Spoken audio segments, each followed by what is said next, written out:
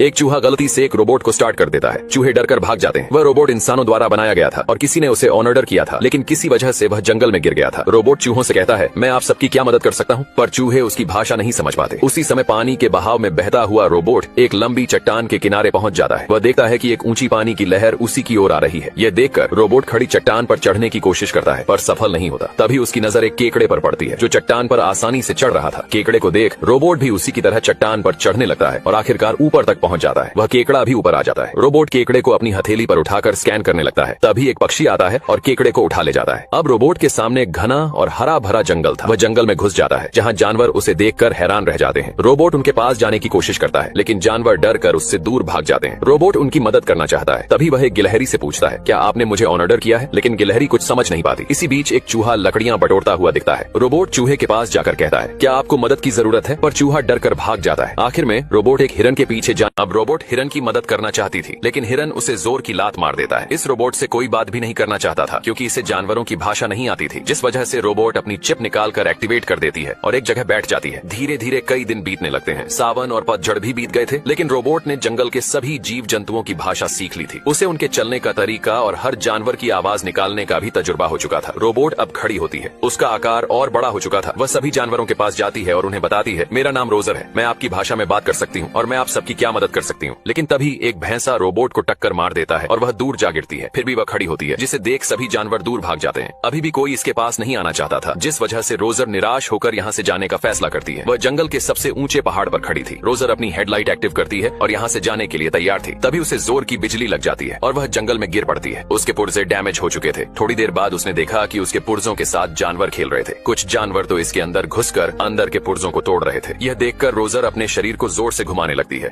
अब रोबोट नीचे गिर जाती है, जिसके बाद उसके पार्ट डैमेज हो चुके थे। थोड़ी देर बाद रोबोट ने देखा कि उसके पुर्जों के साथ जंगली जानवर खेल रहे थे। कुछ जानवर रोबोट के अंदर घुसकर पार्ट्स को तोड़ रहे थे, जिसकी वजह से रोबोट को बहुत बुरा लगता है। वह अपने हाथ के पंजे को एक्टिव कर देती है, जिसके बाद पंजा जानवरों से बचते हुए रोबोट के पास आ जाता है। रोबोट अपने शरीर को जोर से घुमाने लगती है, जिससे सभी जानवर बाहर निकलकर गिर जाते हैं। अब वह यहाँ से जाने के लिए अपनी हेडलाइट चालू करती है, लेकिन एक जानवर उसकी लाइट निकालकर भाग जाता है। रोबोट उसे पकड़ती है, लेकिन तभी वह देखती है कि उसके पीछे जानवरों का झुंड है। इस वजह से पेड़ नीचे झुकने लगता है। रोबोट पेड़ को झटके से छोड़ देती है, जिससे सभी जानवर आसमान में उड़ जाते हैं। रोबोट लाइट लेने के लिए उस जानवर को पकड़ती है। वह जानवर एक गुफा में छुप जाता है, लेकिन डर कर वहाँ से भाग जाता है। रोबोट अपना हाथ लंबा करके लाइट उठाती है। तभी उसे एक बड़ा जानवर दिखता है। वह एक भालू होता है, जो बाहर निकलकर रोबोट को एक तमाचा जड़ देता है। रोबोट अपनी जान बचाते हुए भागने लगती है। भागते भागते वह नीचे गिरने लगती है और पहाड़ के आखिरी छोर पर जा गिरती है। जब उसकी आंख खुलती है तो वह देखती है कि उसकी वजह से एक पक्षी मर चुका है और उसके अंडे भी टूट चुके थे। वह टूटे अंडों को जोड़ने की कोशिश कर रही थी, लेकिन तभी उसने देखा कि एक अंडा बिल्कुल ठीक था।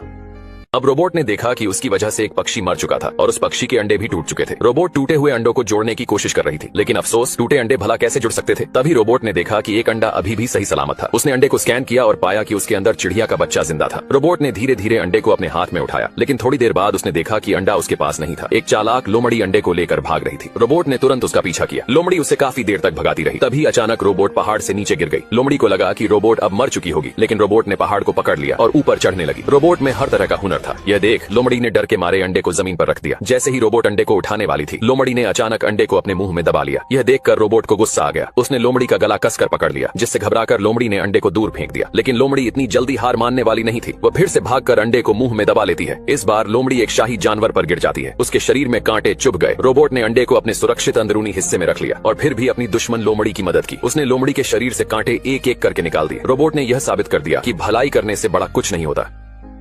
अब रोबोट लोमड़ी को उठाती है और उसके शरीर में धन से कांटों को निकालने लगती है। रोबोट दुश्मन लोमड़ी की भी मदद करती है। तभी रोबोट को कुछ हलचल महसूस होती है। वह उस अंडे को बाहर निकालती है। अंडा टूट रहा था, जिस वजह से रोबोट अपने हाथों से अंडे को फूटने से रोकने लगती है, क्योंकि उसका काम था कि वह अंडे की हिफाजत करे। लेकिन अंडे से बच्चा बाहर निकलता है। रोबोट ये सब देखकर हैरान हो जाती है। बच्चा रोबोट को सामने देखकर उसे अपनी माँ समझता है, लेकिन रोबोट ये नहीं जानती थी कि प्यार क्या होता है, दुख दर्द क्या होता है। इस वजह से वह बच्चे को नीचे उतार देती है और कहती है, मेरे इस काम के लिए कितने नंबर दोगे। लेकिन बच्चा डर गया था। वह अभी सही से बोल भी नहीं पा रहा था। अब रोबोट वहाँ से जाने वाली थी, लेकिन बच्चा उसके ऊपर चढ़कर उसकी लाइट को तोड़ देता है, जिसके बाद रोबोट वहाँ से नहीं जा सकती थी। बच्चा रोबोट से चिपक कर सो जाता है, लेकिन रोबोट बच्चे को चूहों के पास रख देती है ताकि वह चूहों के साथ रह सके। लेकिन चूहों के बच्चे उसे देखकर डर जाते हैं, जिस वजह से चूहों की माँ रोबोट से कहती है, क्या यह तुम्हारा बच्चा है? रोबोट मना कर देती है। चूहों की माँ कहती है, इस बच्चे ने तुम्हें पहले देखा होगा, इसलिए वह तुम्हारे पास जा रहा है। तुम्हारी जिम्मेदारी बनती है कि तुम इसकी परवरिश करो। इतना सुनकर रोबोट तैयार हो जाती है, क्योंकि उसे एक ऑर्डर मिला था।